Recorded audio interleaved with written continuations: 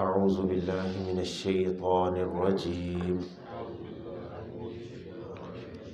بسم اللہ الرحمن الرحیم وَوَهَبْنَا لِدَاوُودَ سُلَيْمَانَ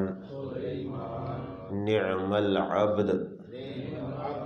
إِنَّهُ أَوَّابٌ إِذْ عُرِضَ عَلَيْهِ بِالْعَشِيِّ الصَّافِنَاتُ الْجِيَادُ فقال إني أحببت حب الخير عن ذكر ربي حتى توارت بالحجاب ردوها علي فطفق مسحا بالسوق والأعناق ووہبنا اور ہم نے عطا کیا داود علیہ السلام کو سلیمان داود علیہ السلام کا پیچھے تذکرہ ہو رہا تھا۔ یہ بھی اللہ کے نبی ہیں، پیغمبر ہیں، اور اللہ تعالیٰ نے ان کو جو بیٹا دیا، اور بھی بیٹے تھے ان کے، لیکن یہ جس کو اللہ تعالیٰ نے نبوت دی اس کا یہاں پہ تذکرہ ہے کہ اللہ فرماتے ہیں ہم نے داود علیہ السلام کو سلیمان علیہ السلام عطا کیے، یعنی ان کا جو بیٹا ان کو عطا کیا۔ نعم العبد، یہ سلیمان علیہ السلام یہ بھی بڑا اچھا بندہ تھا۔ انہ اواب، بلا شبہ وہ بہت رجوع کرنے والا تھا،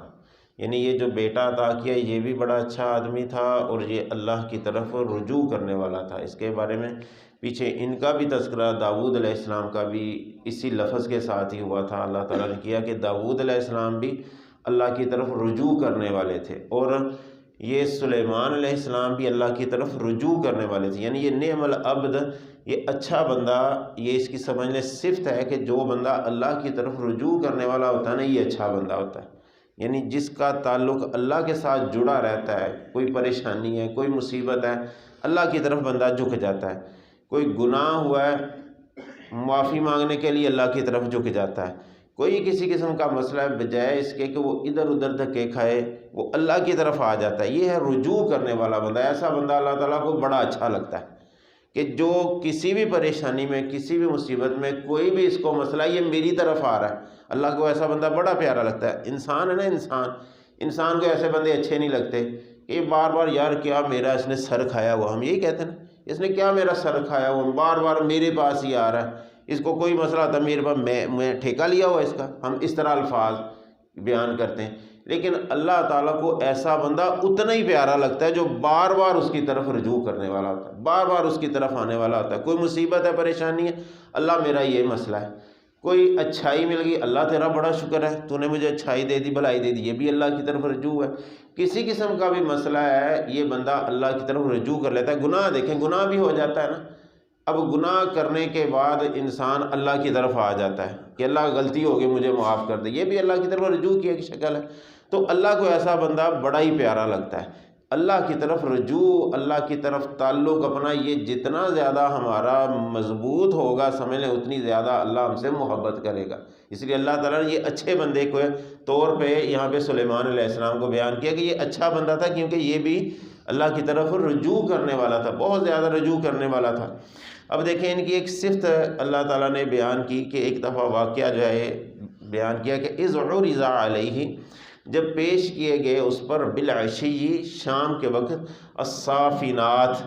تیز رو، تیز بھاگنے والے گھوڑے، جیاد، یہ جید کی جمع جیاد، کہ تیز رو عمدہ گھوڑے، یہ ان کے سامنے ایک دفعہ شام کے وقت پیش کیے گئے۔ فقالا، تو انہوں نے کہا، انی احببت، بلا شبہ میں نے محبوب رکھا ہے، حب الخیری، مال کی محبت کو، عن ذکر ربی، اپنے رب کی یاد کی وجہ سے۔ اپنے رب کی یاد کی وجہ سے میں نے اس مال کی محبت کو محبوب رکھا ہے، حتیٰ یہاں تک کہ توارت بالحجاب، چھپ گئے وہ گھوڑے حجاب اوٹ میں، ردوہا ان کو واپس لاؤ علیہ میرے پاس، فطفقہ تو وہ گئے مسحم، مسا کرنا نا ہاتھ پھیرنا، مسحن پھیرنے، ہاتھ پھیرنے لگ پڑے، بسو کی پنڈلیوں پر، والاعناق اور گردنوں پر۔ اب یہ جو واقعہ یہاں پہ اس کی دو قسم کی مفسرین کرام نے تفسیر جو ہے وہ بیان کی ہے۔ ان کو گھوڑے پالنے کا بڑا شوق تھا جہاد کے لیے، جس طرح وہ پچھلے دنوں آپ نے حدیث سنی کہ سلیمان علیہ السلام کو اللہ تعالیٰ نے 90 بیویاں دیں، یہ بخاری شریف میں روایت ملتی ہے، آپ کو بتائی تھی پچھلے دنوں وہ انشاءاللہ کی مد میں، کہ انہوں نے ایک دن کہا کہ میں نے اپنی آج 90 کی 90 بیویوں کے پاس جانا ہے اور سب کو اللہ تعالیٰ نے بیٹے دینے اور سب کو میں نے جہاد میں لے کے جانا ہے، جہاد میں لگانا ہے۔ لیکن ایک ساتھی نے ان کو کہا، ان کے دوست نے بھی انشاءاللہ بھی ساتھ کہے، لیکن انشاءاللہ نہیں کہا، توجہ نہیں کی، ساری بیویوں کے پاس گئے لیکن اللہ تعالیٰ نے کسی بیوی کو بھی بیٹا نہیں عطا کیا، صرف ایک بیوی کو بیٹا عطا کیا جو صرف آدھا اس کا جسم تھا، وہ بھی پورا جسم اس کا نہیں تھا۔ نبی کریم صلی اللہ علیہ وسلم نے، یہ بخاری شریف کی روایت ہے، صحیح روایت ہے، آپ صلی اللہ علیہ وسلم نے فرمایا اگر سلیمان علیہ السلام انشاءاللہ کہہ دیتے نا کہ انشاءاللہ میں آج اپنی ساری بیویوں کے پاس جاؤں گا اور اللہ مجھے بیٹے دے گا، میں ان کو جہاد میں لگاؤں گا، تو انشاءاللہ کہنے کی برکت کی وجہ سے اللہ ساری بیویوں کو بیٹے عطا کر دیتا اور سب کو یہ اللہ تعالیٰ یہ جہاد میں پھر یہ لگاتے، یعنی جہاد کا شوق تھا، لیکن انشاءاللہ نہ کہنے کی وجہ سے وہ معاملہ جو وہ خراب ہو گیا ان کا۔ تو انشاءاللہ کی ایک الگ نوعیت ہے، الگ مسئلہ ہے، وہ پیچھے بیان ہو چکا ہوا ہے کہ ہمیں ہر کام کے لیے انشاءاللہ کہنا چاہیے، کسی کام کا ارادہ کریں نا میں نے یہ کام کرنا ہے انشاءاللہ کہنا چاہیے۔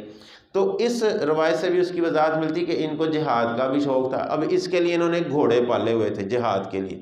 اب ایک جو یہاں پہ اس کی مفسرین کرام نے تفسیر بیان کی ہے وہ یہ اس مد میں کہ انہوں نے کہا کہ میں نے محبوب رکھا ہے مال کی محبت کو اپنے رب کی یاد کی وجہ سے، یعنی یہ میں اپنے رب کی یاد میں کرتا ہوں، یہ مال کی محبت بھی میری اسی اعتبار سے ہے، میں نے کوئی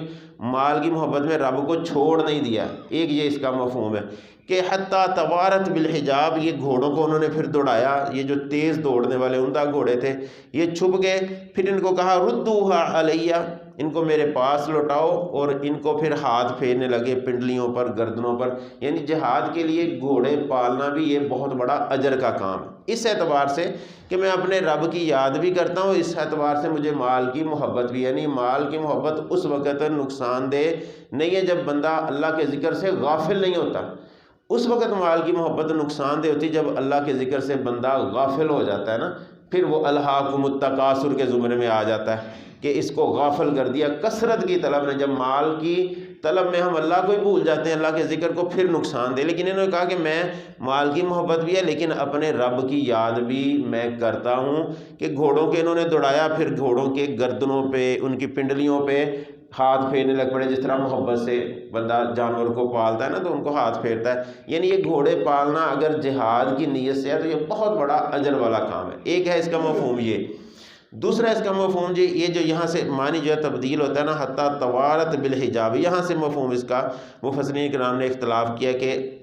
یہاں پہ چھپ گئے اوٹ میں۔ اب کیا چھپ گئے؟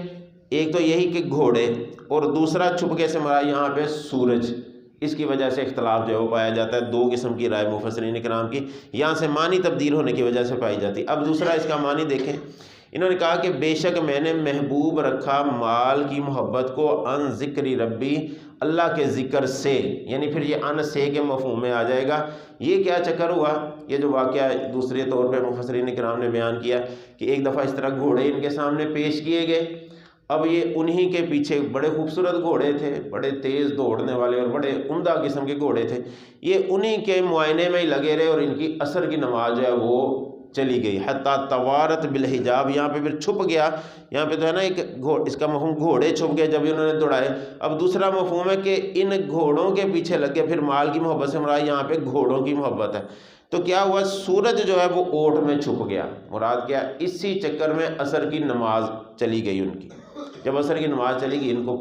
بڑا ٹینشن ہوئی کہ یہ کیا مسئلہ بنا، میں ان گھوڑوں کے پیچھے ہی لگا رہا اور مجھے توجہ ہی نہیں ہوئی، میں ان گھوڑوں کے پیچھے رب کی یاد کو ہی بھول گیا، اللہ کے ذکر کو بھول گیا، نماز کو بھول گیا۔ تو انہوں نے کیا کیا، ردوہا علیہ، ان کو دوبارہ میرے پاس لاؤ،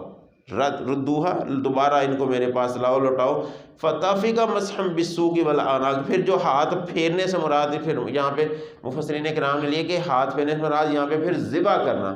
کہ انہوں نے کہا کہ یہ گھوڑوں کی وجہ سے میری عصر کی نماز رہ گئی، اب میں نے ان کو گھوڑوں کو بھی اپنے پاس نہیں رکھنا، ذبح کر کے میں نے ان کو اللہ کے راستے میں دے دینا، کہ ان کی وجہ سے میری نماز جو ہے وہ ضائع ہو گئی۔ پھر یہ معنی اس کا ہے کہ انہوں نے ہاتھ پھیرنے شروع کر دیے پنڈلیوں پر اور ان کی گردنوں پر، یعنی گردنیں پھر ذبح کرنا ان کو شروع کر دیا، گردنیں ان کی کاٹنی شروع کر دی، یہ اس کا دوسرا مفہوم ہے۔ اور یہ بھی اپنے اعتبار سے دونوں طرح کی رائے مفسرین کرام نے بیان کی، اس اعتبار سے بھی دیکھیں پھر بھی یہ بات ٹھیک ہے کہ اللہ کے ذکر سے ہمیں ہمارا مال نہ غافل کریں، ایسے مال کا یعنی فائدہ کوئی نہیں۔ مفہوم اس کا دوسرا یہ کہ انہوں نے کہا کہ مجھے ایسے گھوڑوں کا کیا فائدہ جس کی وجہ سے میں اپنے رب کے ذکر سے پیچھے رہ گیا۔ اب اس مد میں بھی ہم اپنے آپ کو دیکھیں، یہاں پہ بڑا اہم ہمارے لیے سبق ہے کہ ہم ٹھیک ہے دنیا کی محبت ہمارے لیے ہوتی ہے، دنیا میں رہنے کے لیے ہم نے کام کاج بھی کرنے ہیں، معاملات کرنے ہیں، لیکن اس کے پیچھے لگ کے ہم اپنے رب کو نہ بھول جائیں، نمازیں نہ اپنی چھوڑ دیں۔ یہ ہمارے معاملات بہت زیادہ سارے خراب ہوتے ہیں اس وجہ سے، ہم دکان پہ بیٹھے ہیں، کاروبار میں بیٹھے ہیں، آفس میں بیٹھے ہیں، جو جس کا شیڈیول ہے، جس کا جو کام کا مرحلہ ہے، اور ہمیں اذانیں بھی سن رہی ہوتی ہیں اور ہم اپنے کام میں مست ہیں، اللہ کے ذکر کی طرف توجہ نہیں، ہمیں اس وقت فکر ہوتی ہے، ہمیں اپنے کام کی فکر ہے، مال کی فکر ہے، وہ مال کی فکر کہ جس مال کو دینا ہی ہمارے رب نے، اب اس رب کو ہم بھول بیٹھے تو یہ پھر مال ہمارے لیے نقصان کا باعث بن جاتا ہے، یعنی یہ مال پھر ہمارا ہمیں رب سے غافل نہ کرنے والا ہو۔ انہوں نے اسی وجہ سے ان گھوڑوں کو، جو بڑے عمدہ قسم کے نفیس قسم کے گھوڑے تھے، انہیں کو ذبح کر دیا کہ انہوں نے میری نماز کو بھلا دیا مجھ سے، ایسی محبت اس کی کا کیا فائدہ۔ حضرت عائشہ رضی اللہ تعالیٰ عنہ دیکھیں نا، نبی کریم صلی اللہ علیہ وسلم کی بھی یہ سیرت ہے، آپ حضرت عائشہ رضی اللہ تعالیٰ عنہ سے بڑی محبت فرماتے تھے، ساری بیویوں سے، حقوق تو سب کے برابر ہی آپ پورے کرتے تھے، لیکن محبت ایک الگ چیز ہے نا، محبت کسی سے زیادہ ہو جاتی، کسی سے کم ہو جاتی، اس پہ بندے کا اختیار نہیں ہوتا، تو محبت کی آڑ میں بندہ بس عدل کے منافی نہ کام کرے، ورنہ محبت کا کم زیادہ ہونا یہ کوئی نقصان والی بات نہیں کہ ایک بیوی سے زیادہ محبت ہو جاتی ہے، ایک سے کم ہو جاتی ہے، لیکن عدل بندہ کر رہا ہے، حقوق پورے ان کے برابر ادا کر رہا ہے، پھر محبت کی کمی بیشی یہ نقصان دہ نہیں۔ یہ الگ سے بہرحال ضمناً مسئلہ ہے آپ کے سامنے۔ تو حضرت عائشہ رضی اللہ تعالیٰ عنہ دیکھیں، نبی کریم صلی اللہ علیہ وسلم ان سے بڑی محبت فرمایا کرتے تھے، لیکن یہی حضرت عائشہ رضی اللہ تعالیٰ عنہ ہی بیان فرماتی ہیں کہ جب اذان ہوتی نا، گھر میں آپ ہوتے، ہمارے ساتھ بڑا اچھا ماحول چل رہا ہوتا ہے، جس طرح میاں بیوی گھر میں ہوتے، لیکن جب اذان ہوتی ایسے اٹھ کے ہمارے سے چلے جاتے نا مسجد کی طرف کہ جیسے ہمارے سے رشتہ ہی کوئی نہیں، ہمارے سے تعلق ہی کوئی نہیں۔ اب یہ ہے، یہ محبت ہے نا، ایک دنیا کی محبت ہے، لیکن اللہ کے ذکر کے آڑے نہ یہ محبت ہے، پھر کوئی مسئلہ نہیں ہے۔ جب اللہ کے ذکر کے آڑے یہ چیزیں آ جائیں، ہمیں بیوی کی محبت، ہم گھر میں بیٹھے ہیں، بیوی کے پاس ہی بیٹھے، نماز کی ہمیں فکر نہیں، پھر یہ بیوی کی محبت بھی نقصان دہ۔ مال کی محبت میں ہم دکان پہ بیٹھے ہوئے ہیں، ہمیں نماز کی فکر ہی، نماز ہم ضائع کریں، پھر یہ مال کی محبت نقصان دے۔ بچوں کو ہم کھلانے میں لگے ہوئے ہیں، بچوں کو ہم سیر کرانے میں لگے ہوئے ہیں، ہمیں نماز کی فکر ہی کوئی نہیں، پھر یہ بچوں کی محبت، یہ دنیا کی محبت ہمارے لیے نقصان دے۔ یعنی اللہ کے ذکر سے کوئی چیز آڑے نہ آئے، یہ مقصد ہے یہاں پہ۔ کوئی بھی چیز ہے، دنیا کی چیز ہے، گھر کے افراد ہیں، جب اللہ کا ذکر، اللہ کی نماز کی طرف وقت ہمارا آ جاتا، پھر ہم نے کسی چیز کی طرف توجہ نہیں دینی۔ جب یہ توجہ دے دی، پھر معاملہ جو ہے وہ خراب ہو گیا۔ اسی وجہ سے انہوں نے کہا کہ انہوں نے میری نماز میں، گھوڑوں نے جو ہے